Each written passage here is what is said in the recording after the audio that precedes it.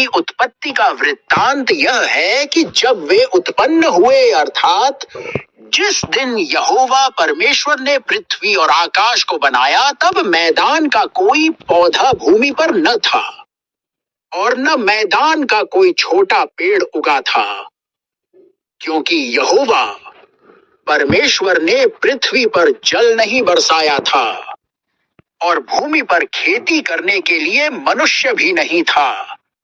तो भी कोहरा पृथ्वी से उठता था, जिससे सारी भूमि सिंच जाती थी।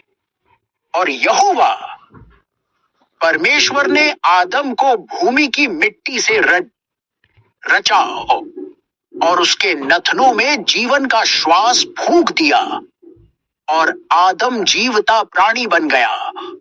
और यहोवा परमेश्वर ने पूर्व की ओर अदन देश में एक वाटिका लगाई और वहां आदम को, जिसे उसने रचा था, रख दिया। और यहोवा परमेश्वर ने भूमि से सब भांति के वृक्ष जो देखने में मनोहर और जिनके फल खाने में अच्छे हैं उगाए, और वाटिका के बीच में जीवन के वृक्ष को और भले या बुरे के ज्ञान के वृक्ष को भी लगाया। और उस वाटिका को सींचने के लिए एक महानदी अदन से निकली और वहां से आगे बहकर 4 धारा में हो गई। पहली धारा का नाम पीशोन है। यह वही है जो हवीला नाम के सारे देश को, जहां सोना मिलता है, घेरे हुए है। उस देश का सोना चोखा होता है।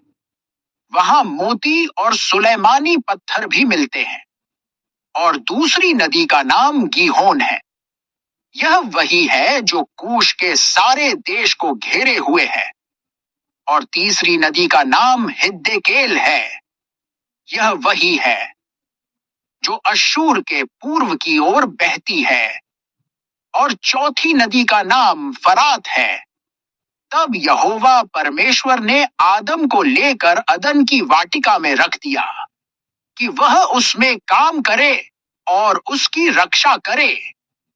तब यहोवा परमेश्वर ने आदम को यह आज्ञा दी कि तू वाटिका के सब वृक्षों का फल बिना खटके खा सकता है, पर भले या बुरे के ज्ञान का जो वृक्ष है, उसका फल तू कभी न खाना, क्योंकि जिस दिन तू उसका फल खाए उसी दिन अवश्य मर जाएगा। फिर यहोवा परमेश्वर ने कहा, आदम का अकेला रहना अच्छा नहीं। मैं उसके लिए एक ऐसा सहायक बनाऊंगा जो उससे मेल खाए। और यहोवा परमेश्वर भूमि में से सब जाति के बनेले पशुओं और आकाश के सब भांति के पक्षियों को रचकर आदम के पास ले आया कि देखें कि वह उनका क्या क्या नाम रखता है। और जिस जिस जीवित प्राणी का जो नाम आदम ने रखा, वही उसका नाम हो गया। सो आदम ने सब जाति के घरेलू पशुओं और आकाश के पक्षियों और सब जाति के बनेले पशुओं के नाम रखे। परंतु आदम के लिए कोई ऐसा सहायक न मिला जो उससे मेल खा सके। तब यहोवा परमेश्वर ने आदम को भारी नींद में डाल दिया। और जब वह सो गया, तब उसने उसकी एक पसली निकालकर उसकी संती मां से भर दिया। और यहोवा परमेश्वर ने उस पसली को, जो उसने आदम में से निकाली थी, स्त्री बना दिया और उसको आदम के पास ले आया।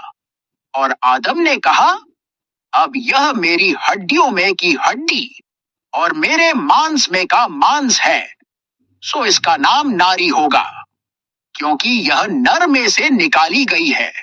इस कारण पुरुष अपने माता पिता को छोड़कर अपनी पत्नी से मिला रहेगा और वे एक तन बने रहेंगे। और आदम और उसकी पत्नी दोनों नंगे थे, पर लजाते न थे।